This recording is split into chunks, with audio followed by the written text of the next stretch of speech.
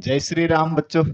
मैं शिव भक्त एम के सर आज आपके लिए लेकर आया हूं class 12th chapter number 1 relation and function की क्लास नंबर 5th, जिसमें पिछले वीडियो तक हमने एक्सरसाइज 1.2 के सभी क्वेश्चन सोल्व कर लिए थे।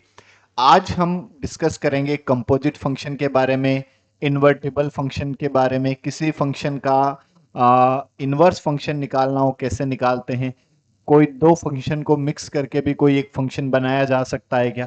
तो इन सब के बारे में आज के वीडियो में डिस्कस करेंगे। तो चलो बिना देरी करे हुए स्टार्ट करते हैं आज की क्लास। और आप चैनल को लाइक करें, शेयर करें, सब्सक्राइब करें और बेल आइकन को भी प्रेस करें ताकि आपको अलग अलग क्लासों के अलग अलग medium, Hindi medium and English medium both के वीडियोस मिलते रहे, नोटिफिकेशन मिलता रहे, ताकि आप खुद भी पढ़े और अपने जो छोटे बड़े भाई बहन है, दोस्त है, उन तक भी आप पहुंचाए। ठीक है, स्टार्ट करते हैं आज की क्लास। तो सबसे पहले हम आज बात करने वाले हैं composite function, composition of functions and invertible function. तो कंपोजिशन ऑफ फंक्शन क्या होता है कि जैसे क्या कोई दो फंक्शन को मिक्स करके भी कोई फंक्शन बनाया जा सकता है क्या, और यदि बनाया जा सकता है तो कैसे बनाया जा सकता है। तो दो फंक्शन को मिक्स करके कोई फंक्शन बनता है, उसको कहते हैं कंपोजिशन ऑफ फंक्शन। जैसे मान लो आपने कभी देखा होगा कि साइन ई की पावर एक्स, इस टाइप का, या फिर साइन एक्स स्क्वायर और log साइन एक्स।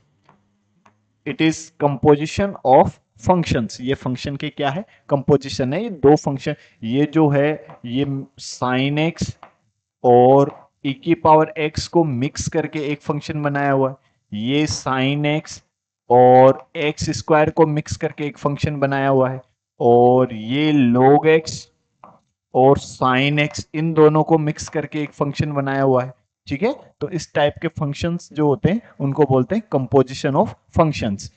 फिर यदि हम बात करें इन्वर्टिबल फंक्शन कि क्या किसी फंक्शन का इनवर्स फंक्शन फाइंड किया जा सकता है क्या, और फाइंड किया जा सकता है तो कब फाइंड किया जा सकता है, क्या कंडीशंस होती है, तो वो सब भी हम सीखेंगे आज के वीडियो में। तो इन्वर्टिबल फंक्शंस क्या होता है कि जैसे मान लो कोई f जो है, कोई फंक्शन f है जो set x to set y में डिफाइन है। तो इसका इनवर्स फंक्शन होगा f इनवर्स, वो डिफाइन होगा y टू x में। मतलब कि जैसे हम मैपिंग के अकॉर्डिंग समझे, ये आपके पास एक सेट x है, ये सेट y है। तो ये f एक फंक्शन है, तो इसका inverse function y to x में डिफाइन हो जाएगा। ठीक है, और इनवर्स फंक्शन के लिए फंक्शन का 1 ऑन टू होना कंपलसरी है। और क्या कंडीशन है, जैसे मान लो इसके एलिमेंट है a b c और इसके एलिमेंट है 1 2 3। तो 1 की इमेज, a की इमेज 1 है, b की इमेज 2 है, c की इमेज 3 है। तो यदि हम बात करें इनवर्स फंक्शन की, f inverse, this is f inverse, तो 3 की इमेज c हो गई, 2 की इमेज b हो गई, 1 की इमेज a हो गई। ठीक है, तो इस तरह का फंक्शन जो होता है उसको कहते हैं इनवर्स फंक्शन। बट यदि मान लो मैं इसमें एक एलिमेंट d और रख देता हूं जिसकी इमेज है 1, तो ये फंक्शन तो है, कैसा फंक्शन है, ये मैनी वन फंक्शन है, दो अलग अलग एलिमेंट की same image, this is many one function. But यदि हम इसके इनवर्स फंक्शन की बात करें, तो y टू x की बात करें, तो 1 ऐसा एलिमेंट है जिसकी दो अलग अलग इमेज है, तो फिर तो ये तो फंक्शन ही नहीं होगा। ठीक है, इसलिए फंक्शन का 1 होना कंपलसरी है। बट यदि हम बात करें ऑन टू इनटू की, तो जैसे मान लो ये एलिमेंट नहीं है, इसमें एलिमेंट है 4 जिसकी कोई इमेज नहीं है, तो f तो डिफाइन है। बट यदि हम इसके इनवर्स फंक्शन की बात करें, तो इस सेट y में एक एलिमेंट 4 ऐसा है जिसकी कोई इमेज नहीं है, तो भी ये फंक्शन नहीं होगा। ठीक है, इसलिए किसी भी फंक्शन के इनवर्स फंक्शन के लिए फंक्शन 1 ऑन टू होना जरूरी है। ठीक है, और चलो हम बात करते हैं डिटेल से। तो सबसे पहले बात करें डेफिनेशन, एट क्या है, लेफ्ट ए, लेट एफ जो है ए टू बी में डिफाइन है एंड जी बी टू सी में डिफाइन है। then the composition of f and g denoted by gof is defined as the function gof a to c given by gof x equals to g of fx। जैसे ये set ए है, ये set B है और एक और set सी है। तो ए टू बी में डिफाइन है हमारे पास क्या फंक्शन एफ, और बी टू सी में डिफाइन है हमारे पास फंक्शन जी। ठीक है, मतलब जो फंक्शन एफ है वो ए टू बी में डिफाइन है और फंक्शन जी जो है वो बी टू सी में डिफाइन है। अब इन दोनों के कंपोजिशन फंक्शन की बात करें कि यदि कोई फंक्शन ए टू सी में डायरेक्ट डिफाइन हो तो उस फंक्शन को कहते हैं इनका कंपोजिशन फंक्शन गोफ। ठीक है, तो मतलब यदि हम बात करें गोफ एक्स की, ठीक है, तो इसका मतलब क्या होता है जी ऑफ एफ एक्स। ठीक है, मतलब अब यहां से भी आप देख सकते हो कि x इनपुट किसका, f का। f का इनपुट क्या है, f का इनपुट है गुरुजी सेट a। तो input of f, this is the set a। तो ये जो गोफ डिफाइन होगा उसका इनपुट तो क्या हुआ a, तो मतलब a तो डोमेन हो गया। फिर ये एफ एक्स कहां से आएगा, एफ का इनपुट दिया तो एफ एक्स वैल्यू आएगी सेट बी से, मतलब एफ का आउटपुट सेट बी है। और जी का इनपुट क्या है, सेट बी, यहां से पता चल रहा है। और जी के आउटपुट की यदि हम बात करें तो जी का आउटपुट क्या है, सी। तो ऑफ का आउटपुट क्या मिलेगा, ए टू सी। तो कॉफ किससे किस में डिफाइन होगा, ए टू सी में डिफाइन होगा। और कॉफ एक्स क्या लिखते हैं, जी ऑफ एफ एक्स। ठीक है, ऐसे इन दो फंक्शन का कंपोजिशन फंक्शन और हम देख सकते हैं fog x, this is f of g x. ठीक है, और यदि और इनके कंपोजिशन की बात करें तो हम लिख सकते हैं, देखो एफ ऑफ एफ एक्स, इसको लिखेंगे एफ ऑफ एफ एक्स। और एक Gog x, ji of g x, मतलब इनपुट भी जी का और आउटपुट भी जी का। This is the composition function of any two function. कोई भी दो फंक्शन को मिक्स करके किस तरह से फंक्शन बना सकते हैं, ये फोर टाइप है। ये तो मतलब उसी फंक्शन की बात करते हैं हम। ठीक है, जैसे साइन साइन एक्स, कोस कोस एक्स, इक्की पावर एक्स। ठीक है, इस टाइप के फंक्शंस जो होते हैं वो फोफ एक्स गोग एक्स में होते हैं। और साइन एक्स स्क्वायर प्लस 5 या फिर कोस एक्स स्क्वायर प्लस 10, इस टाइप का कोई फंक्शन होता है उनको हम क्या कहते हैं, गोफ एक्स और फोग एक्स। ठीक है, और हम इनके एग्जाम्पल भी करेंगे, अभी डिटेल से सीखेंगे। देखो, तो अब डेफिनेशन 9 की यदि हम बात करें, क्या कह रहा है, ए function F x to y is defined to be invertible if there exists a function g y to x such that gof equals to ix and fog equals to iy। i क्या है, identity function. ठीक है, identity function ix का मतलब x, iy का मतलब y। ठीक है, y मीन्स सेट का element. The function g is called the inverse of f and is denoted by f inverse। तो यदि किसी फंक्शन का इनवर्स डिफाइन है, मतलब एक तो f है एक f इनवर्स है, तो उनके लिए यदि हम देखेंगे गोफ तो वो भी आइडेंटिकल फंक्शन आएगा और फोक वो भी एक आइडेंटिकल फंक्शन आता है। ठीक है, जैसे हम इसी बात को एग्जांपल लेकर समझे कि जैसे मान लो मैं बात करूं एफ एक्स इक्वल्स टू, तो आपके पास है log x, और जी एक्स जो है वो आपके पास है e की पावर x। ठीक है, इन दोनों की यदि हम बात करें तो यदि हम बात करें, देखो गोफ x, तो ये क्या जानते हैं, जी ऑफ एफ एक्स।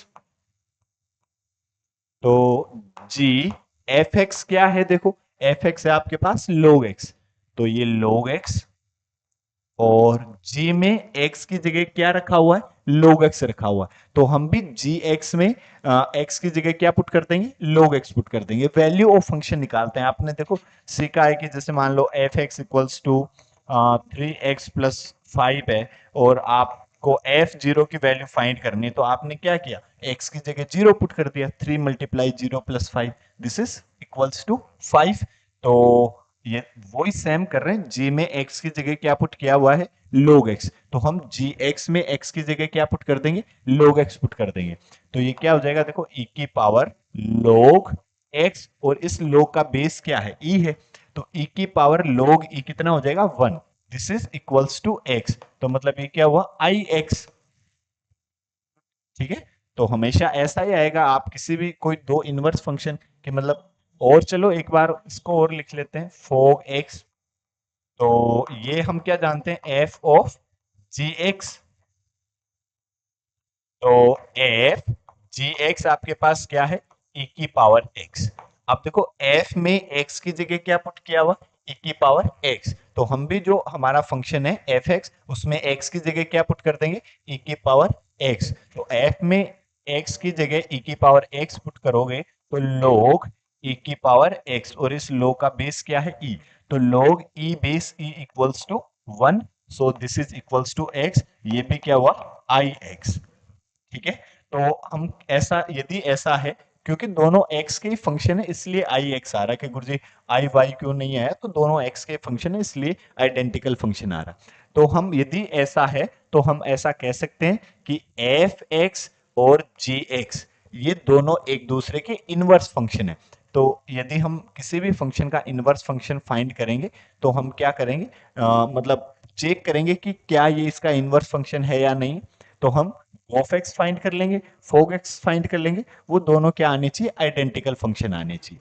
क्लियर है, चलो नेक्स्ट की यदि हम बात करें, एग्जाम्पल नंबर 15 की यदि हम बात करें, देखो लेट एफ जो है वो गिवन है 2 3 4 5 और से डिफाइन है 3 4 5 6, एंड जी जो है वो डिफाइन है 3 4 5 6 से 7 11 15, be function defined as f2 equals to 3, f3 equals to 4, ये आपको गिवन, फाइंड गोफ, गोफ आपको फाइंड करना।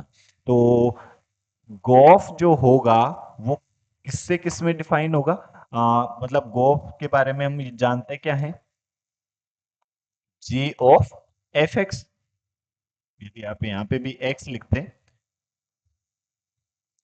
एक मिनट।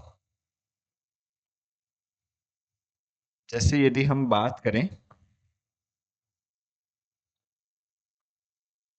गॉफ की, तो गॉफ एक्स हम जानते क्या है, जी ऑफ एफ एक्स, ये हम जानते हैं, देखो ठीक है। तो इनपुट किसका, एफ का इनपुट दे रहे हैं, तो एफ का इनपुट क्या है, 2 3 4 5, ये वाला सेट।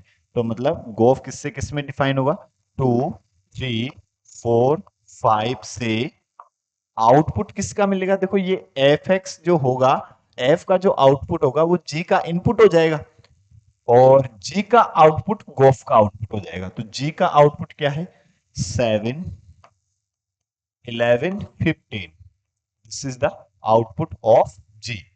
ठीक है, तो अब यदि हम बात करें गोफ एक्स की, तो गोफ अब इनपुट क्या है, 2, तो गोफ में मैंने इनपुट दिया 2, तो ये क्या हुआ, जी f2,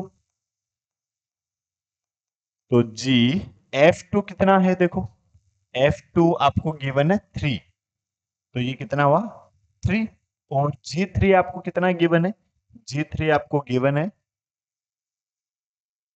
G3 equals to G4 equals to 7, तो G3 आपको गिवन है कितना, 7, तो गोफ 2 आपके पास क्या आया, 7 आया। ठीक है, फिर यदि हम बात करें और क्या आउटपुट दे सकते हैं 2 के बाद, 3, तो ये क्या हुआ, G ऑफ F3, तो ये G F3 की वैल्यू कितनी है, देखो F3 की वैल्यू है आपके पास 4। ठीक है, F3 की वैल्यू क्या है, 4, तो G4, और G4 की वैल्यू भी कितनी है, 7। ठीक है, ये आया हमारे पास। और यदि हम बात करें गॉफ 3 के बाद यदि बात करें 4 की, तो G ऑफ F4, तो G F4 कितना है, देखो F4 आपके पास है 5। ठीक है, तो G 5, और g में 5 यदि पुट करते हैं तो कितना है 11। ठीक है, ये हमारे पास आया। और क्या इनपुट देंगे, गॉफ 4 के बाद 5, तो ये क्या हुआ g ऑफ f5। तो g f5 की वैल्यू क्या है, f5 की वैल्यू है हमारे पास 5 और g5 की वैल्यू हमारे पास है 11। ठीक है, ये हमारे पास वैल्यू आई। तो g का जो इनपुट था वो क्या क्या था, 2 3 4 5। हमने 2 3 4 5 सभी पुट कर दिए, यही आपका आंसर। या आप इसको ऐसे भी बोल सकते हैं, और क्या लिख सकते हैं, गॉफ इक्वल्स टू इनपुट 2 दिया तो आउटपुट 7 मिला, इनपुट 3 दिया तो भी आउटपुट 7 मिला, इनपुट 4 दिया तो आउटपुट 11 मिला, और इनपुट 5 दिया तो आउटपुट हमें मिला 11। This is G o F X, that is your answer. Clear है। चलो और फिर नेक्स्ट की बात करते हैं। एग्जाम्पल नंबर 16 की यदि हम बात करें, find gof and fog if f define है आर से आर में and g also define R to R are given by F x equals to, तो आपको क्या गिवन है, कोस एक्स गिवन है, f x equals to given है cos x, और जी एक्स आपको गिवन है 3x²। So that gof is not equals to fog. तो कहने का मतलब हमें गोफ भी फाइंड करना है, फोग भी फाइंड करना है, और ये भी बताना है कि दोनों इक्वल नहीं है। तो हम बात करें, देखो गोफ एक्स की, we know that of x equals to g of fx। तो ये g fx की वैल्यू क्या है हमारे पास, cos x। तो g cos x। अब g में x की जगह क्या इनपुट दिया हुआ है, cos x। तो हम भी g में x की जगह क्या इनपुट कर देंगे, cos x। तो ये क्या हो जाएगा, 3x की जगह हमें पुट करना है cos x, और ऊपर स्क्वायर भी लगा हुआ है, so this is 3 cos square x। This is गोफ x। ये हमारे पास गोफ x की वैल्यू है कितनी, 3 cos स्क्वायर x। और यदि हम बात करें फोग x की, सो this is f of gx। तो f gx की वैल्यू क्या है, 3x²। अब f में x की जगह क्या पुट करना है, 3x²। इसमें f में तो क्या आ जाएगा हमारे पास, cos 3x²। क्या ये दोनों इक्वल है, नहीं नहीं गुरुजी, ये तो इसका cos का एंगल है, और ये 3 मल्टीप्लाई cos x का होल स्क्वायर है। सो दिस इज इक्वेशन 1 और दिस इज इक्वेशन 2। तो लिख देंगे क्या, from equation 1 and 2 fog is not equals to gof, दोनों अलग अलग है। क्लियर है, हेंस प्रूव, यही हमें प्रूव करना था। फिर यदि नेक्स्ट एग्जांपल नंबर 17 की बात करें, late f and to y be a function defined as fx equals to 4x plus 3 where y equals to y belongs to natural number, y equals to 4x plus 3 for some x belongs to n, so that f is invertible, find the inverse। हमें एक तो check करना है कि f invertible function है, और दूसरा check करना है कि इसका इनवर्स फंक्शन भी चेक करना है। ठीक है, तो देखो हम बात करें, जैसे सबसे पहले ये जो फंक्शन है एफ एक्स 4x+3 किससे किस में डिफाइन है, एन टू वाई। वाई क्या है, y belongs to N, y equals to 4x+3 for some x belongs to N, x belongs to N, सभी नेचुरल नंबर के लिए। तो ये एक लीनियर फंक्शन है, तो यदि आप इसमें 1 पुट करते हैं तो 4+3 कितना मिलेगा आपको, 7 मिलेगा। ठीक है, तो 1 पुट करो, 2 पुट करो, ऐसे हम चेक करेंगे। ठीक है, या फिर हम देखो क्या पता करें कि जैसे ये फंक्शन है f x equals to 4x+3, ये हमारे पास फंक्शन है f x equals to 4x+3। यदि मैं इस put f x equals to y, यदि मैं एफ एक्स की जगह वाई पुट कर दूं तो वाई इक्वल्स टू क्या लिखेंगे, 4x प्लस 3, इस 3 को उधर ट्रांसफर कर दिए, y minus 3 equals to 4x, और 4 से डिवाइड भी कर दोगे तो x equals to y minus 3 divide by 4। ठीक है, और इस फंक्शन को मैं एक बार नाम देता हूं, let g x equals to y minus 3 divide by 4।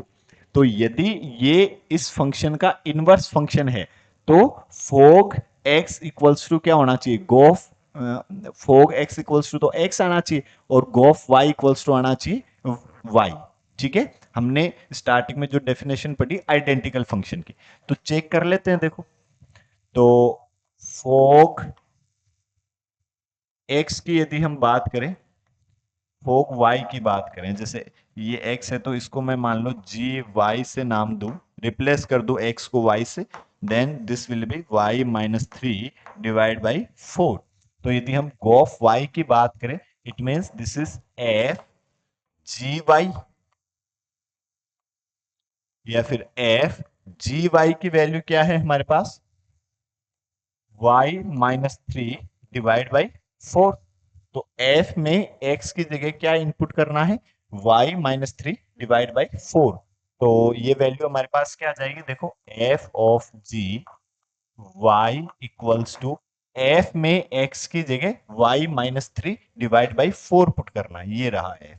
तो 4 x की जगह जगह हमें पुट करना है y माइनस 3 डिवाइड बाई 4, और फिर आगे क्या लिखा हुआ, प्लस का 3।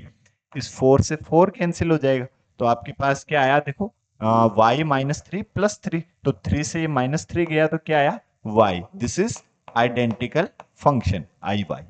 ठीक है, और फिर यदि हम बात करें गोफ x की, तो g of F x, we know that the g of x equals to g of fx।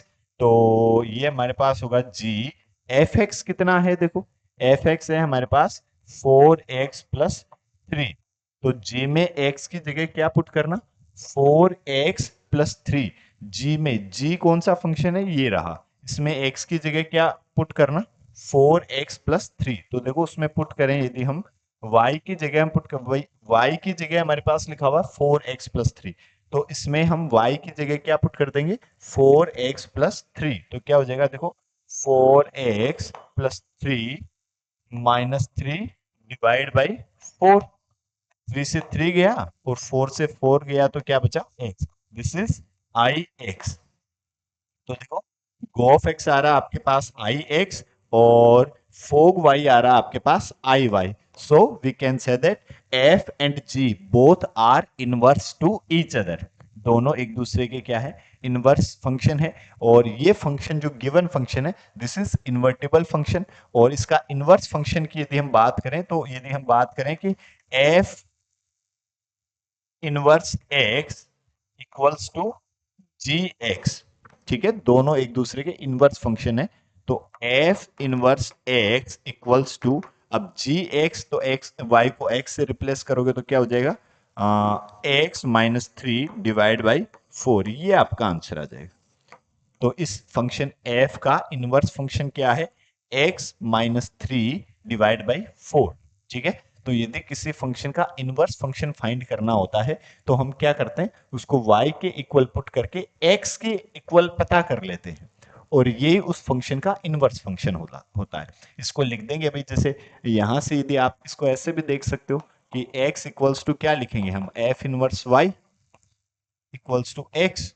तो x की जगह हम पुट कर देंगे क्या, f इनवर्स y, और y को रिप्लेस कर देंगे किससे, x से। तो ये फंक्शन हमारे पास क्या आ जाएगा, उस फंक्शन का इनवर्स फंक्शन आ जाएगा।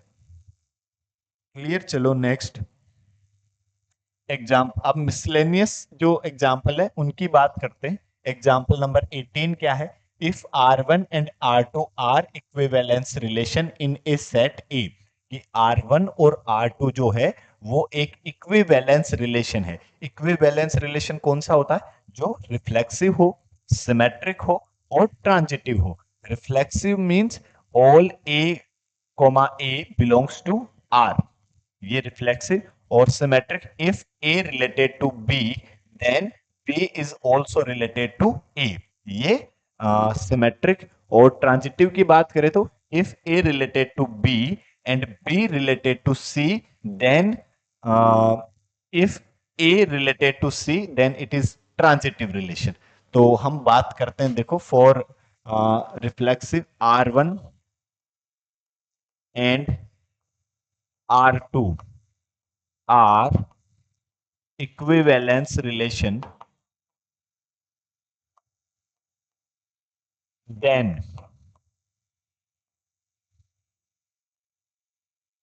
R1 and R2 are reflexive relation.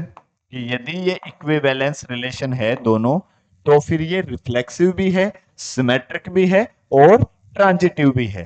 तो यदि हम बात करें R1 R2 are reflexive, then A comma A belongs to R1 and A comma A belongs to R2।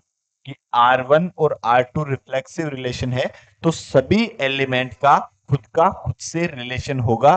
All of A belongs to set E। ठीक है। अभी यदि ए R1 में भी है, ए R2 में भी है, तो मैं R1 इंटरसेक्शन R2 की बात करूं, तो क्या इसका एलिमेंट होगा क्या कि A कोमा E। इंटरसेक्शन का मतलब कॉमन एलिमेंट। ठीक है, दोनों रिलेशन में कॉमन एलिमेंट। तो ए R1 में भी है, ए कोमा ए R2 में भी है, तो दोनों में है, तो दोनों के कॉमन एलिमेंट ए आ जाएगा। हाँ बिल्कुल सर, आ जाएगा। तो हम क्या कह सकते हैं, हम कह सकते हैं A comma A belongs to R1 intersection R2। So the function, so R1 intersection R2 R is reflexive relation. यदि ऐसा है कि R1 intersection R2 equals to A comma A, तो उस फंक्शन को हम क्या कहते हैं, रिफ्लेक्सिव रिलेशन कहते हैं। But if it talking about symmetric, so R1 and R2 are symmetric. Symmetric means if A comma B belongs to R1, then B comma A also belongs to R1। कि यदि ये symmetric है, तो A B belong करता है R1 से, तो B ए भी बिलोंग करेगा किससे, R1 से। और a b belongs to R2, then b a also belongs to R2, क्योंकि दोनों सिमेट्रिक रिलेशन है। बट अब यदि हम बात करें R1 इंटरसेक्शन R2, तो इसमें एलिमेंट देखो, ये दो ए बी भी दोनों रिलेशन में है, R1 और R2 में है, तो इसके कॉमन एलिमेंट भी हो जाएगा R1 इंटरसेक्शन R2, मतलब R1 और R2 के कॉमन एलिमेंट। तो इसमें भी क्या जाएगा हमारे पास ए बी, और बी ए जो है वो R1 में भी है और बी ए R2 में भी है, तो ये R1 इंटरसेक्शन R2 में भी होगा। तो हम क्या कह सकते हैं, हम कह सकते हैं सर कि A comma B belongs to R1 intersection R2, then B comma A also belongs to R1 intersection R2। कि A comma B R1 intersection R2 में है, तो B कोमा A भी R1 इंटरसेक्शन R2 में होगा। यदि ऐसा है, तो हम R1 इंटरसेक्शन R2 को भी क्या कह देंगे, symmetric. So R1 intersection R2 is symmetric relation. ये भी क्या होगा, सिमेट्रिक रिलेशन। अब हम यदि बात करें ट्रांजिटिव रिलेशन की, तो ट्रांजिटिव रिलेशन क्या होता है, ए का रिलेशन बी से हो और बी का रिलेशन सी से हो, तब ए का रिलेशन भी सी से होना चाहिए। तो इसके लिए आपसे कहा है कि R1 and R2 are transitive relation.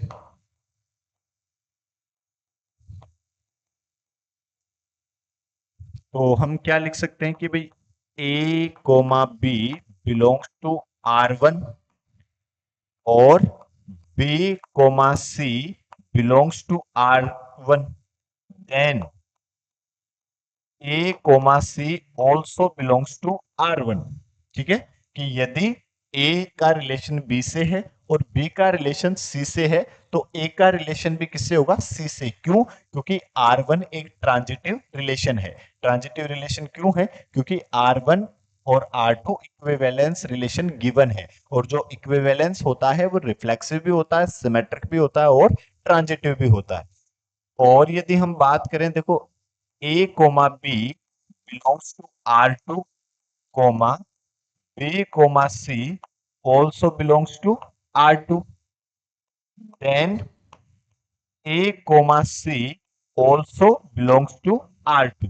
तब ए कोमा सी R2 से भी बिलोंग करेगा। क्यों? क्योंकि R2 जो रिलेशन है वो भी कैसा रिलेशन है? वो भी ट्रांजिटिव रिलेशन है।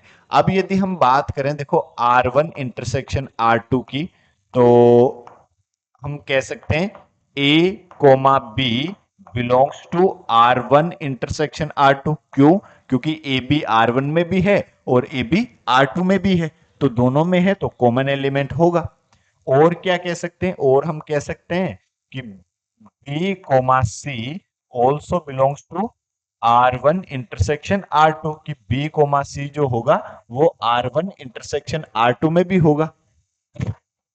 देन और यदि हम बात करें ए कोमा सी R1 में भी है और ए कोमा सी R2 में भी है, तो हम कह सकते हैं A comma C also belongs to R1 intersection R2। तो ए कोमा सी R1 इंटरसेक्शन R2 में भी होगा।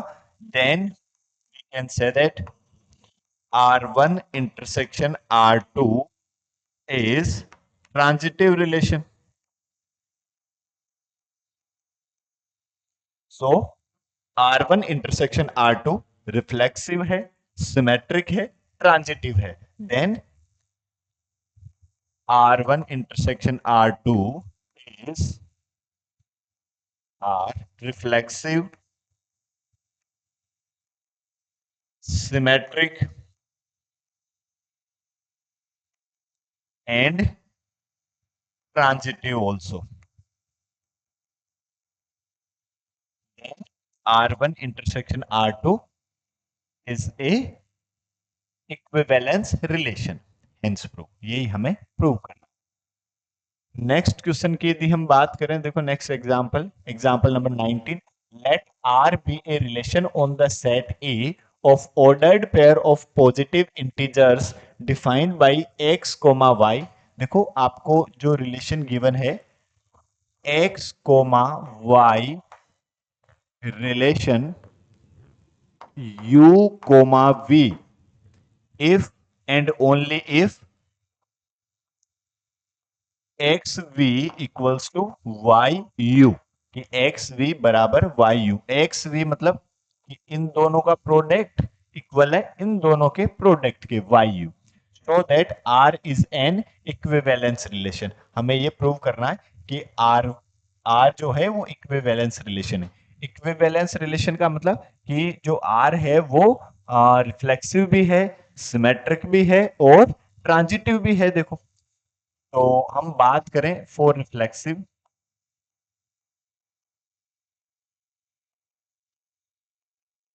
तो x comma y relation x comma y, ये ऑर्डर्ड पेयर गिवन है कि भाई एक्स कोमा वाई का रिलेशन एक्स कोमा वाई से ही होना चाहिए। रिफ्लेक्सिव मीन्स खुद का खुद से रिलेशन। तो इसको हम कैसे लिखें? रिलेशन कैसे गिवन है? इसका फर्स्ट और इसका सेकंड का प्रोडक्ट और इसका सेकंड और इसके फर्स्ट का प्रोडक्ट। तो ये क्या आ जाएगा हमारे पास? x into y equals to y into x. तो क्या एक्स वाई इक्वल होता है क्या वाई एक्स के? हाँ गुरुजी, 2 इंटू 3 6, 3 इंटू 2 भी 6, तो both are equal. So we can say that the relation R is a reflexive relation. फिर यदि हम बात करें देखो सिमेट्रिक की, फॉर सिमेट्रिक सिमेट्रिक क्या है, आपको रिलेशन क्या गिवन है, x comma y relation u comma v, और रिलेशन क्या है, x we equals to Y u. तो अब यदि हम मतलब x कोमा y का रिलेशन है u कोमा v से, तो u कोमा v का रिलेशन होना चाहिए किससे, x कोमा y से। तो हम चेक करते हैं, देखो u comma v relation x comma y, तो मतलब इसका फर्स्ट और इसका सेकंड, और इसका फर्स्ट इसका सेकंड, तो हम क्या लिख सकते हैं, हम लिख सकते हैं u y equals to v x. तो एक्स वी या वी एक्स, ये और ये इक्वल है, देखो यहां से हम ऐसा भी लिख सकते हैं इसको कि x we equals to y, क्योंकि वी एक्स लिख दो और एक्स वी लिख दो। अभी हमने बात करी 2 × 3 इक्वल्स टू 6 और 3 × 2 भी 6, ठीक है, तो दोनों इक्वल है। So R is a symmetric relation, तो आर जो होगा वो कैसा रिलेशन होगा, सिमेट्रिक है। और फिर यदि हम बात करें किसकी, ट्रांजिटिव की, और ट्रांजिटिव ट्रांजिटिव हम क्या जानते हैं कि यदि एक का रिलेशन बी से हो और बी का रिलेशन सी से हो, तो ए का रिलेशन भी सी से होना चाहिए। जैसे हम बात करें कि x comma y relation given है u कोमा वी से, और ये क्या रिलेशन गिवन है, x we equals to why you.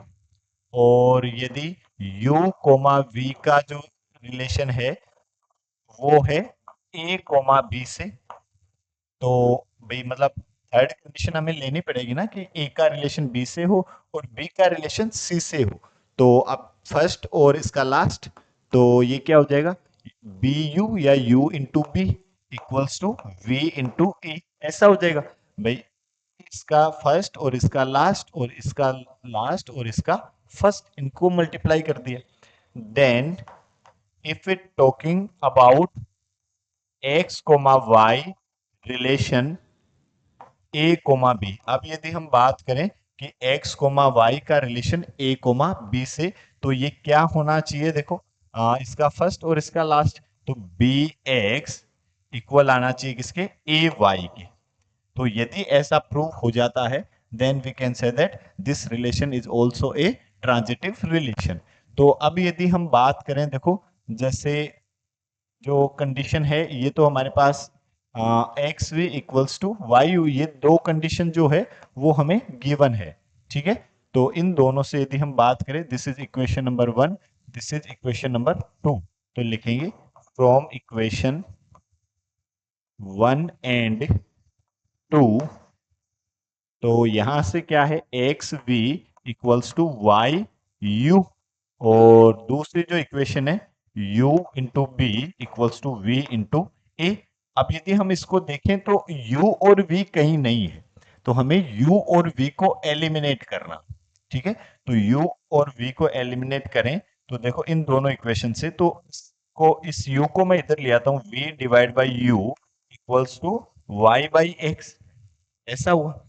और यहां से यदि हम बात करें v बाई यू, तो ये इधर b और divide by a equals to v divide by u, ठीक है। तो v बाई यू की वैल्यू y बाई एक्स इसमें पुट कर दो, तो यहां से यदि आप पुट करोगे तो b by a equals to y by x हुआ, क्रॉस मल्टीप्लाई कराओगे तो b into x equals to a into y, b x equal आया किसके, a वाई के, और आपको क्या चाहिए था, b x equals to a into y. So we can say that the relation is transitive relation also. So the R is reflexive, symmetric and transitive. So the R is a equivalence relation.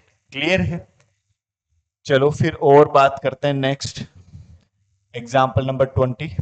Late x equals to 1 2 3 4 to लेकर 9, let R1 be a relation in x given by R1 equals to, देखो जो R1 है वो आपको क्या given है, R1 आपको given है x comma y such that x minus y is divisible by 3। जो x माइनस वाई है वो 3 से डिविजिबल है। ऐसे ओडेड पेयर का कलेक्शन जो है वो है R1। ठीक है।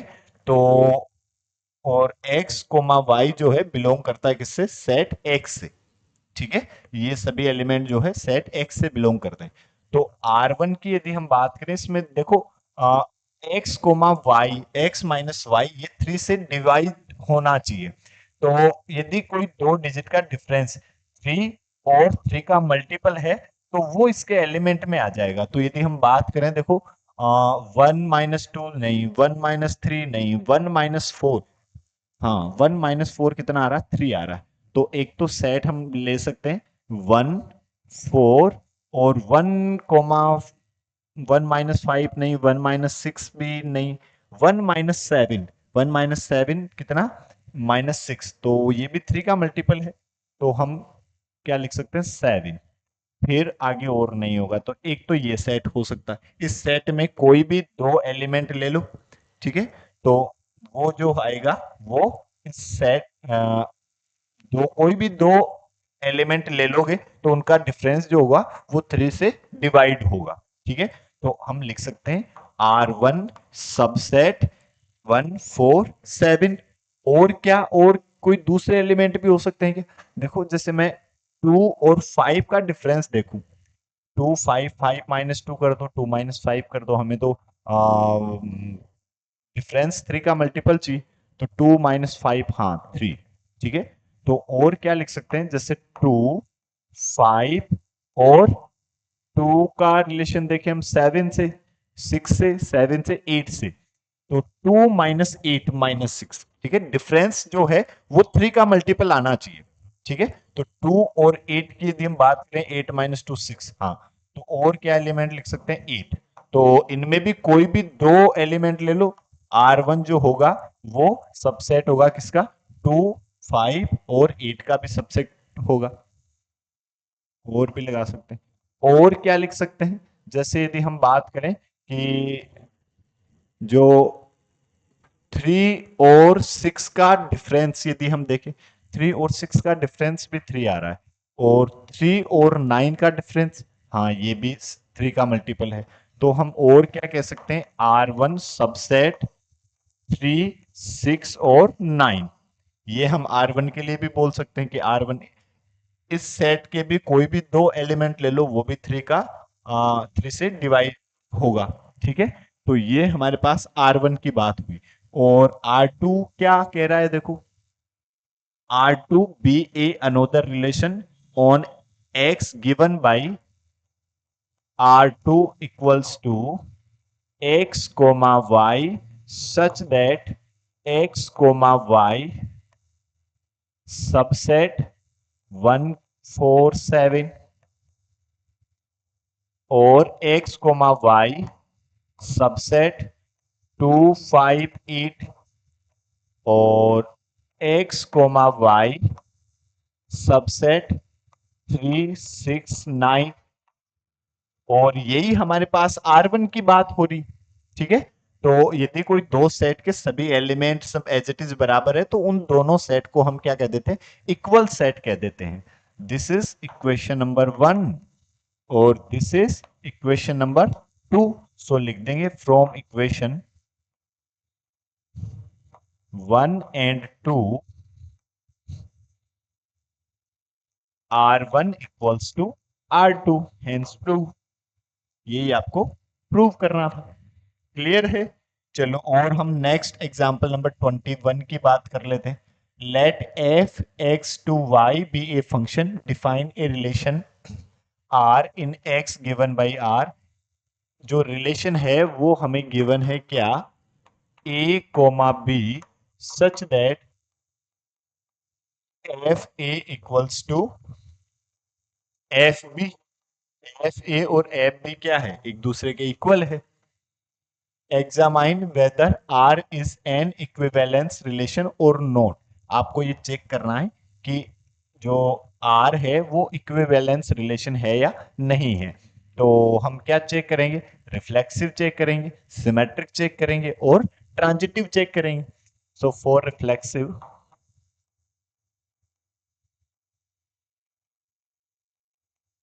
रिफ्लेक्सिव के लिए क्या होना चाहिए कि खुद का खुद से रिलेशन होना चाहिए। A relation to A means B की जगह भी ए पुट करना है, F A equals to F A. या हम और क्या कह सकते हैं कि A belongs to R such that F A equals to F A. तो क्या एफ ए के बराबर, हाँ खुद खुद के तो हमेशा बराबर होता ही है देखो। So the relation R is reflexive relation, तो ये रिफ्लेक्सिव रिलेशन होगा। फिर यदि हम बात करें सिमेट्रिक की, फॉर सिमेट्रिक कि A comma B belongs to R, means आपको कह रहा है कि F A equals to F B. तो यदि हम बी कोमा ए की बात करें तो क्या आ जाएगा, f B equals to F a, कि एफ बी इक्वल होगा किसके, एफ ए के। तो क्या एफ ए बराबर एफ बी है तो एफ बी बराबर एफ ए होगा। कि आप दो बच्चे, एक की हाइट इस बच्चे की हाइट के इक्वल, तो क्या इस बच्चे की हाइट भी उसके इक्वल, हाँ बिल्कुल सर होगी। ठीक है, so this relation is also symmetric relation. तो R is symmetric relation. But if we talking about transitive,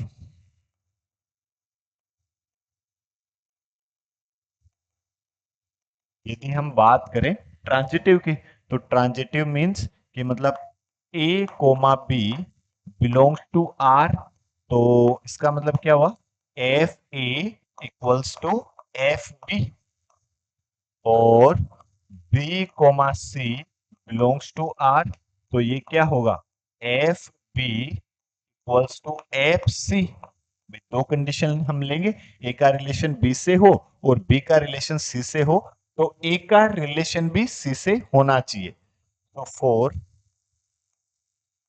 A comma C belongs to R हो कब, जब एफ ए इक्वल्स टू होना चाहिए एफ सी के। ये हमें प्रूव करना है। यदि ये हम प्रूव कर देंगे तो रिलेशन आर जो है वो ट्रांजिटिव रिलेशन भी हो जाएगा। इसको मैंने कहा इक्वेशन नंबर 1, इसको मैंने कहा इक्वेशन नंबर 2। तो अब यदि हम बात करें देखो,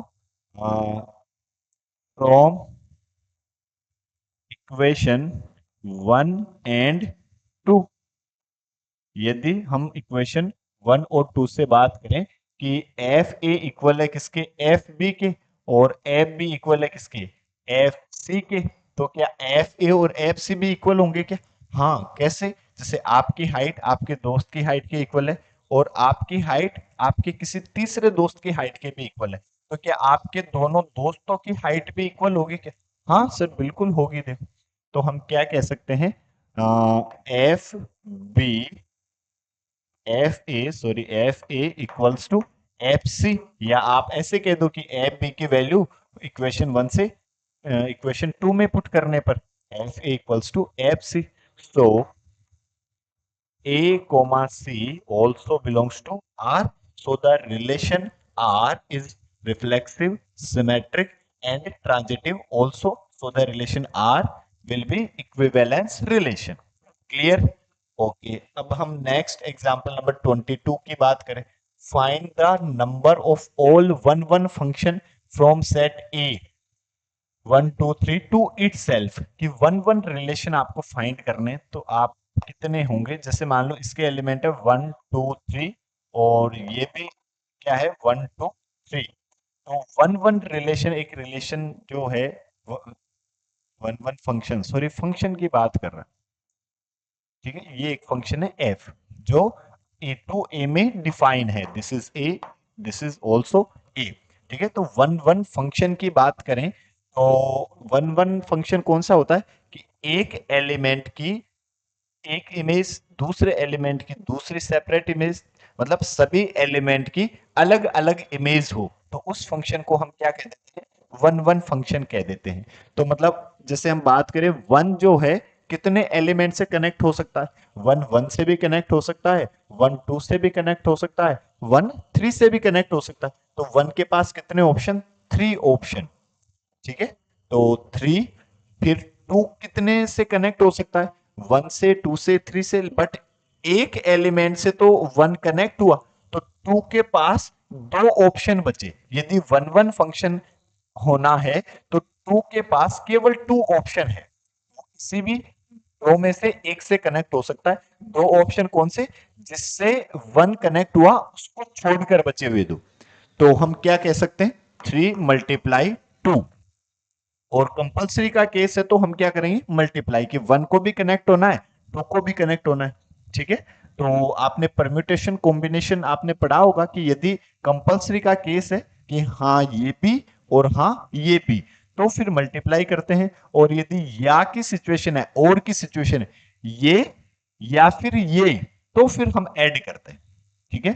तो अब थ्री के पास कितने ऑप्शन, भाई एक से तो वन कनेक्ट हो गया, एक से टू कनेक्ट हो गया, अब इसमें भी थ्री है, तो थ्री के पास केवल एक ही ऑप्शन बचा। तो three into two into one कितना, सिक्स। तो find the number of all one one function, कितने फंक्शन हो सकते हैं वन वन, सिक्स फंक्शन हो सकते हैं। That is your answer. Clear है। चलो और हम नेक्स्ट एग्जाम्पल नंबर 23 की बात कर लेते हैं। A equals to 1, 2, 3, then show that the number of relation containing 1, 2 and 2, 3 which are reflexive and transitive but not symmetric is 3। आपसे ऐसे कह रहा है कि एक सेट A आपको गिवन है 1, 2, 3, then show that the number of relation, ऐसे नंबर ऑफ रिलेशन जो है वो होंगे कितने, जिनमें 1, 2 भी हो, 2, 3 भी हो, और वो रिलेशन रिफ्लेक्सिव हो, ट्रांजिटिव हो, बट सिमेट्रिक नहीं हो, बट नॉट सिमेट्रिक। ऐसे रिलेशन की जो संख्या है वो कितनी होगी, 3, ठीक है। तो सेट ए जो है वो आपको क्या गिवन है, 1, 2, 3। तो यदि मैं यहां से ए क्रॉस ए की बात करूं, क्योंकि जितने भी रिलेशन डिफाइन होंगे वो ए क्रॉस ए में से ही डिफाइन होंगे, ठीक है। तो यदि मैं बात करूं ए क्रॉस ए की, तो क्रॉस 1, 2, 3, तो ए क्रॉस ए क्या होता है, ऐसे नंबर्स, ऐसे ऑर्डर्ड पेयर का कलेक्शन जिसका फर्स्ट एलिमेंट सेट ए से हो और सेकंड एलिमेंट सेट बी ए से हो, ठीक है। वैसे तो बी से होना चाहिए यदि हम ए क्रॉस बी की बात करते हैं तो, ठीक है। हम जानते हैं क्या, A cross B equals to the collection of ordered pair A, B such that all of A belongs to set A and B belongs to set B। तो हमारे पास जो सेट B है वो भी हमें यही गिवन है, ठीक है। तो अब यदि हम A क्रॉस A की बात करें तो 1, 1 हो सकता है, 1, 2 हो सकता है, 1, 3 हो सकता है, फिर 2, 1 हो सकता है, 2, 2 हो सकता है, 2, 3 हो सकता है, और 3, 1 हो सकता है, 3, 2 हो सकता है, 3, 3 हो सकता है। ये हमारे पास ए क्रॉस ए हुआ।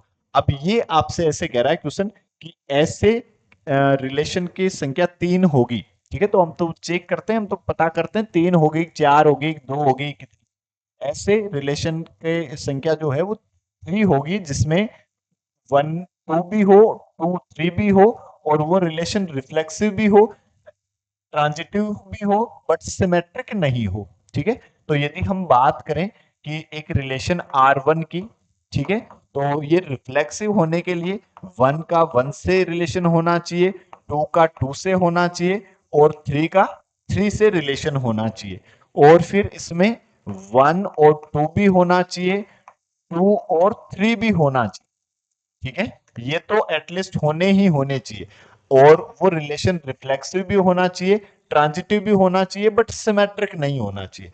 तो यदि हम इस रिलेशन की बात करें जो R1 लिखा हुआ है, तो 1, 1, 2, 2, 3, 3, मतलब ये रिलेशन कैसा है, ये रिफ्लेक्सिव तो है, क्योंकि सभी एलिमेंट की खुद का खुद से रिलेशन है, फिर यदि हम बात करें 1 का 2 से और 2 का 3 से, ट्रांजिटिव के लिए तो 1 का 3 से रिलेशन होना चाहिए, तो 1 और 3 को इसमें और इंक्लूड करना चाहिए। ठीक है, क्योंकि कैसे पता चल रहा है, 1 का रिलेशन है 2 से और 2 का रिलेशन है 3 से, तो फिर 1 का रिलेशन 3 से होगा, तभी वो रिलेशन कैसा होगा, ट्रांजिटिव रिलेशन होगा। ठीक है, अब ये रिलेशन रिफ्लेक्सिव है, ट्रांजिटिव भी है, बट क्या सिमेट्रिक है या नहीं? सिमेट्रिक के लिए क्या कंडीशन है, if a comma b belongs to r then b comma a also belongs to r। तो यदि 1 comma 2 1 related to 2 then 2 is also related to 1। क्या आपको 2 1 दिख रहा है? नहीं नहीं नहीं कुछ। तो ये जो रिलेशन है वो आपके पास रिफ्लेक्सिव है, ट्रांजिटिव है, बट सिमेट्रिक नहीं है। ठीक है, अब यदि हम और रिलेशन R2 की बात करें, तो जैसे हमारे पास ये 1 1 2 2 3 3, ये तो है ही हमारे पास 1 2 2 3, इतना तो होना ही चाहिए, और ये 1 3 भी ले लिया। और अब हमारे पास कौन से जो ओडेड पेयर बच रहे हैं, देखो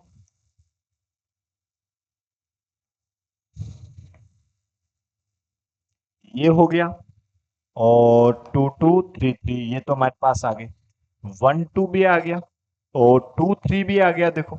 ठीक है, और 1 3 भी आ गया। तो अब हमारे पास एलिमेंट बच रहे हैं, एक तो 1 2 3 1 और एक 3 2। ठीक है, तो यदि मैं इसमें 1 2 ले लेता हूं, सपोज दैट मैंने इसमें एक एलिमेंट ले लिया 1 2।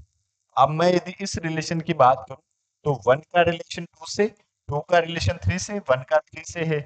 फिर और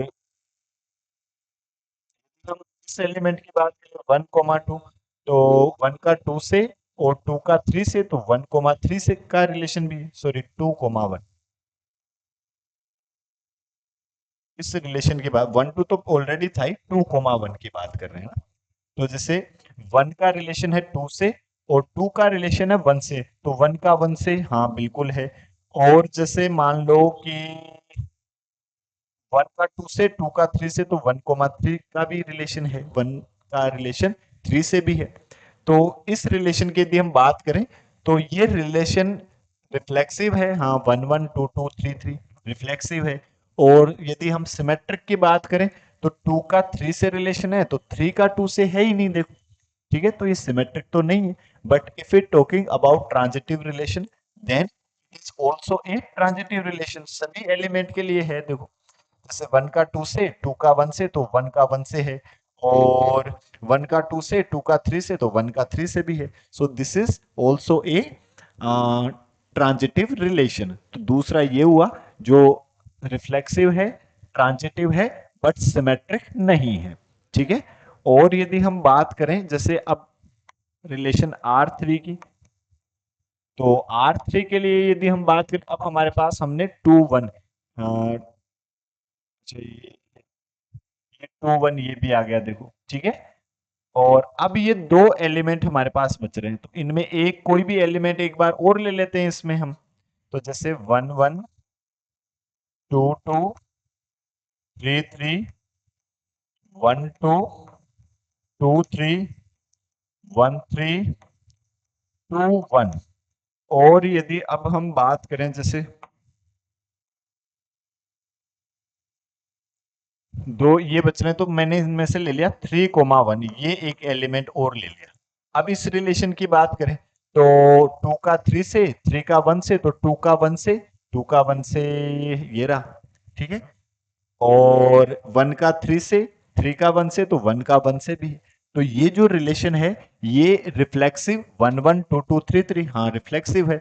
और किसी भी एलिमेंट के लिए यदि आप ट्रांजिटिव चेक करोगे तो ट्रांजिटिव भी है। ठीक है, बट यदि हम बात करें सिमेट्रिक की, तो सिमेट्रिक के लिए 1 का 3 से, 3 का 1 से तो है, 1 का 2 से, 2 का 1 से भी है, 2 का 3 से, बट 3 का 2 से नहीं है। 2 ये 3 coma 2 does not belongs to R, 3 comma 2 does not belongs to R, so this relation is also not symmetric। ये रिलेशन भी कैसा नहीं है, सिमेट्रिक नहीं है, बट रिफ्लेक्सिव है और ट्रांजिटिव भी है, बट सिमेट्रिक नहीं है। तो अब इसके अलावा एक ही एलिमेंट बचा, 3,2। यदि आप इसको भी इंक्लूड कर दोगे तो फिर तो वो सिमेट्रिक, रिफ्लेक्सिव और ट्रांजिटिव हो जाएगा। तो इन तीन रिलेशन के अलावा चौथा रिलेशन नहीं होगा जिसमें ये दोनों एलिमेंट हो और वो रिफ्लेक्सिव भी हो और ट्रांजिटिव भी हो। क्लियर है? तो यही हमें प्रूव करना था। The number of relation containing 1,2 and 2,3 are reflexive and symmetric, reflexive and transitive but not symmetric is 3। ऐसे कितने रिलेशन होंगे? केवल 3 रिलेशन होंगे। क्लियर है? यही आपका आंसर, यही आपको प्रूव करना था। फिर यदि हम एग्जांपल नंबर 24 की बात करें, show that the number of equivalence relation in the set 1 2 3 containing 1,2 and 2,1 is 2। अब ऐसे कह रहा है कि इक्विवेलेंस रिलेशन कितने होंगे सेट ए 1 2 3 में डिफाइंड, जिसमें एलिमेंट 1,2 हो और 2,1 भी हो। ऐसे 2 होंगे तो हम चेक कर लेते हैं। तो हम बात करें, यदि ए जो है वो हमें गिवन है वही 1 2 3, तो यदि ए क्रॉस ए की हम बात करें, इसी के साथ क्रॉस निकालेंगे 1 2 3। तो ये क्या आ जाएगा हमारे पास 1,1 1,2 1,3 2,1 2,2 2,3 और 3,1 3,2 और 3,3। ये ए क्रॉस ए हुआ। अब यदि हम एक रिलेशन R1 की बात करें तो वो इक्विवेलेंस रिलेशन होना चाहिए। तो इक्विवेलेंस रिलेशन के लिए रिफ्लेक्सिव कंपलसरी है, सिमेट्रिक कंपलसरी है और ट्रांजिटिव होना भी कंपलसरी है। तो यदि हम बात करें रिफ्लेक्सिव की तो 1,1 2,2 और 3,3 ये तो एटलीस्ट होने ही चाहिए फॉर रिफ्लेक्सिव, कि सभी एलिमेंट का खुद से रिलेशन होना चाहिए। तो सभी एलिमेंट का खुद से रिलेशन है। ठीक है, फिर और इसमें क्या होना चाहिए 1,2 और 2,1 होना चाहिए। तो 1,2 2,1 ये होना चाहिए। तो एक तो इसी रिलेशन की हम बात कर लेते हैं, क्या ये इक्विवेलेंस रिलेशन है या नहीं। तो रिफ्लेक्सिव है। और सिमेट्रिक के लिए बात करें कि 1 का रिलेशन 2 से है तो 2 का रिलेशन 1 से होना चाहिए। तो 2,1 is also belongs to R1। तो हम क्या कह सकते हैं, ये सिमेट्रिक भी है। और फिर ट्रांजिटिव की बात करें 1 का 2 से 2 का 1 से, तो 1 का 1 से, हाँ 1 का 1 से। तो ये एक रिलेशन जो है वो रिफ्लेक्सिव भी है, सिमेट्रिक भी है और ट्रांजिटिव भी है। ठीक है। और यदि हम बात करें R2 की, अब यदि आप और एलिमेंट लेते हैं कि जैसे 1 1 एक, जैसे हम इसी पूरे की बात कर लेते हैं कि R2 जो है वो इक्वल है A क्रॉस A की। A क्रॉस A का मतलब क्या हुआ 1,1 1,2 1,3 2,1 और 2,2 2,3 3,1 3,2 और 3,3। यदि इस रिलेशन R2 की हम बात करें तो R2 equals to A cross A ये होगा। ठीक है। तो अब इसमें जितने भी एलिमेंट है इन सब के लिए यदि हम चेक करें रिफ्लेक्सिव, तो रिफ्लेक्सिव तो है। आप सिमेट्रिक की बात कर लो, ट्रांजिटिव की बात कर लो, ये कैसा रिलेशन है A क्रॉस A, जिसको हम क्या बोलते हैं यूनिवर्सल रिलेशन। ठीक है। तो यूनिवर्सल रिलेशन जो होता है वो रिफ्लेक्सिव भी होता है, सिमेट्रिक भी होता है, ट्रांजिटिव भी होता है, सारे के सारे रिलेशन होते हैं, क्योंकि जो भी रिलेशन होता है वो इसी में डिफाइन होता है। तो ये इसी की बात करें तो ये सब है। ठीक है। बट इन दो के अलावा यदि आप कोई भी इसमें और कोई एलिमेंट, एक या दो एलिमेंट आप इसमें ऐड करते हैं तो फिर वो कंप्लीट नहीं होगा, वो या तो सिमेट्रिक नहीं होगा या फिर ट्रांजिटिव नहीं होगा। ठीक है। तो इक्विवेलेंस रिलेशन जो है वो ए क्रॉस ए में डिफाइन केवल दो हो सकते हैं, तो ये और एक कंप्लीट यूनिवर्सल रिलेशन। क्लियर है? इनके अलावा यदि आप कोई भी और एलिमेंट डालोगे तो फिर वो या तो सिमेट्रिक नहीं होगा या फिर ट्रांजिटिव नहीं होगा। जैसे मैं एक ले लेता हूं, जैसे मान लो ये जो है हमारे पास 1 1 2 2 3 3 1 2 2 1 और एक मैंने ले लिया 2 3 और 3 2 ये ले लिया, जैसे ये 2 3 और 3 2 ये ले लिया, तो 1 का 2 से रिलेशन है, अब 2 का 3 से रिलेशन है, तो 1 का 3 से भी होना चाहिए फॉर ट्रांजिटिव, बट 1 का 3 से तो कहीं है ही नहीं, ठीक है, तो ये ट्रांजिटिव नहीं है। बट यदि सिमेट्रिक की बात करोगे तो 1 का 2 से, 2 का भी 1 से, 2 का 3 से, 3 का 2 से, तो ये कैसा रिलेशन है, ये सिमेट्रिक तो है बट ट्रांजिटिव नहीं है। तो ऐसे और भी कोई भी एलिमेंट लोगे तो वो तीनों प्रॉपर्टी को फॉलो नहीं करेगा। तो इक्विवेलेंस रिलेशन जो है वो दो ही होंगे, एक तो R1 होगा, एक R2 होगा। So the number of equivalence relation defined from set A to A are only two. Clear? Okay.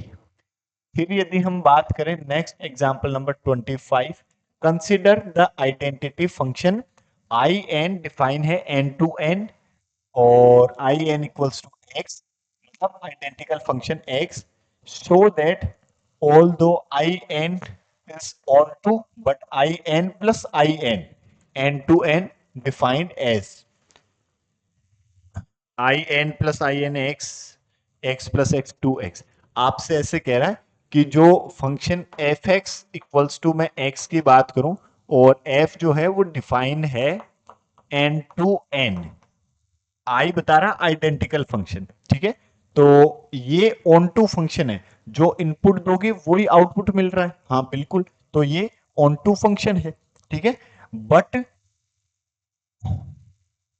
x plus X N to N में जो डिफाइन है वो ऑन टू फंक्शन नहीं है।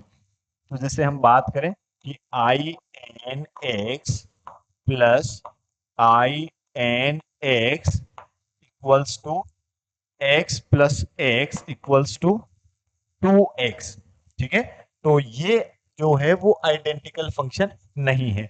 तो हम यदि बात करें कि पुट n इक्वल्स टू ये x इक्वल्स टू 1, तो जो हमारे पास ये फंक्शन होगा I N plus I N, 1 plus 1 कितना आ जाएगा 2, ठीक है, या यदि आपने इसमें 1 इनपुट दिया तो आपके पास क्या आया 2 आया, यदि आप इसमें 2 इनपुट देंगे तो 2 इंटू 2 कितना आ जाएगा 4 आ जाएगा, ये बिलोंग्स टू एफ और ये भी बिलोंग्स टू एफ, ठीक है। बट यदि हम बात करें एलिमेंट 3 की, ठीक है, क्योंकि एन टू एन में डिफाइन है, ठीक है, तो एन टू एन में डिफाइन में तो 1 2 3 ये इनपुट तो हम सब दे रहे हैं, ठीक है, सभी नेचुरल नंबर दे रहे हैं, लेकिन आउटपुट में 3 नहीं मिलेगा, देखो हमें, क्योंकि 1 के बाद आप इनपुट इसमें 2 ही दे सकते हैं, क्योंकि ये भी तो नेचुरल नंबर होने चाहिए।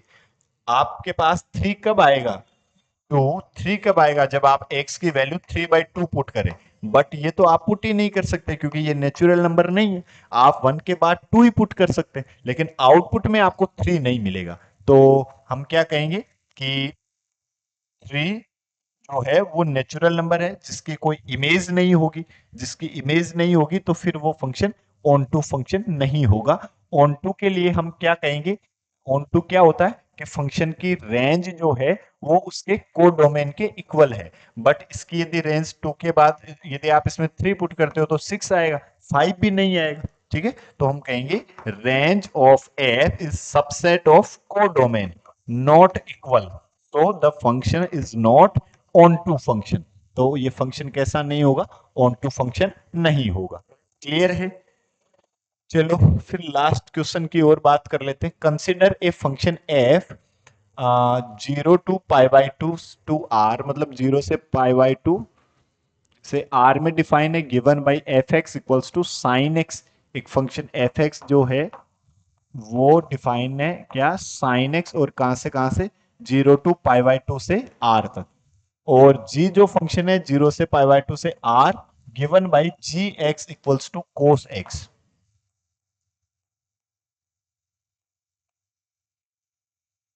So that f and g are 1 1 but f plus g is not 1 1, कि f और g जो है 1 1 है, कि 1 1 मतलब 0 से π/2। यदि आप इसमें 0 से π/2 में साइन x का ग्राफ देखते हैं तो साइन x का ग्राफ ऐसा होता है, ये देखो सभी अलग अलग एलिमेंट की अलग अलग इमेज है, ठीक है। तो जो फंक्शन है साइन एक्स वो कैसा होगा, वन वन फंक्शन होगा। और जी एक्स का ग्राफ क्या होता है, देखो ये वन और ये पाई बाय टू। तो ये भी सभी एलिमेंट की अलग अलग इमेज है, ठीक है। तो ये cos x जो है 0 से पाई बाय 2 में, ये भी कैसा फंक्शन है, वन वन फंक्शन है। बट यदि हम बात करें एफ एक्स प्लस जी एक्स, तो ये क्या होगा, sine x plus cos x. तो यदि अब मैं इसमें इनपुट दूं, जैसे इसको मैं नाम दे देता हूं एच एक्स, वो हमारे पास फंक्शन है क्या, sine x plus cos x. यदि मैं एच जीरो की बात करूं, हमें हमारे पास इनपुट क्या है, जीरो से पाई बाय टू। तो यदि एच जीरो की बात करूं तो sine zero plus cos zero. Sine zero की वैल्यू जीरो, कोस जीरो की वैल्यू वन। तो ये क्या आया, zero plus one equals to one. और यदि हम बात करें एच पाई बाय टू की, तो ये क्या होगा, sine pi by two plus cos pi by two. Sine pi by two की वैल्यू वन और कोस पाई बाय टू की वैल्यू जीरो। तो वन प्लस जीरो कितना, वन, ठीक है। तो zero is not equals to pi by two, but F zero equal आ रहा है किसके, एफ पाई बाय टू के।